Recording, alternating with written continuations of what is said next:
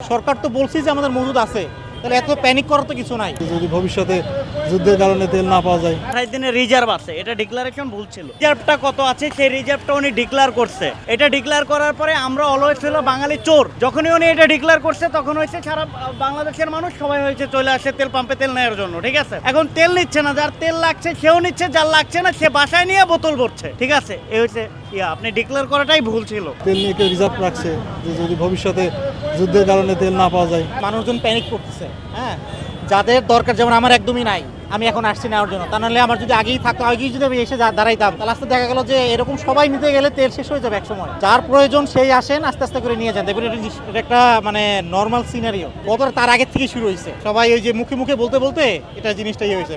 সরকার তো বলছে যে আমাদের মজুদ আছে, তাহলে এত প্যানিক করার তো কিছু নাই। বিশ্বাস রাখতে হবে। আগেই নিয়ে আপনি কয়দিন চলবেন, তাই না? আমি নিয়ে রাখলাম, অন্যের হকও আমি নিয়ে রাখলাম। হ্যাঁ, অন্যরা যেটা নিবে সেটাও আমি নিয়ে রাখলাম। তাহলে আলটিমেটলি কী হবে? আপনি একদিন বেশি চলতে পারবেন, তারপরের দিন আপনার ঠেলাই লাগবে, তাই না?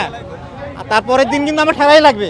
আপনি নর্মালি আসেন, নর্মালভাবে নেন, প্যানিক হওয়ার কিছু নাই। আমি আসলে সংকটের কারণে এখানে লাইন ধরি নাই। আমার তার গাড়ির তেল শেষ, আমি রিজার্ভে চলতেছি, এই কারণে লাইন ধরছি। সকালে আমি গতকাল আমি নিউজটা পাই নাই, আমি দেখি নাই এই খবরটা। আমার রুমমেটে বললো যে 6 দিনের মজুদ আছে দেশে, নাকি 6 দিনের মজুদ আছে।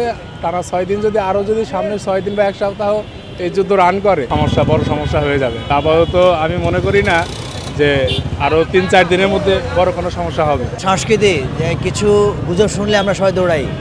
এখন ধরেন যাদের তেল আছে তারাও নিতে আসছি, যাদের তেল নেই তারাও নিতে আসছি। আমার তেলের মিটার দেখতে পারেন, তেল কম আছে তাই নিতে আসছি।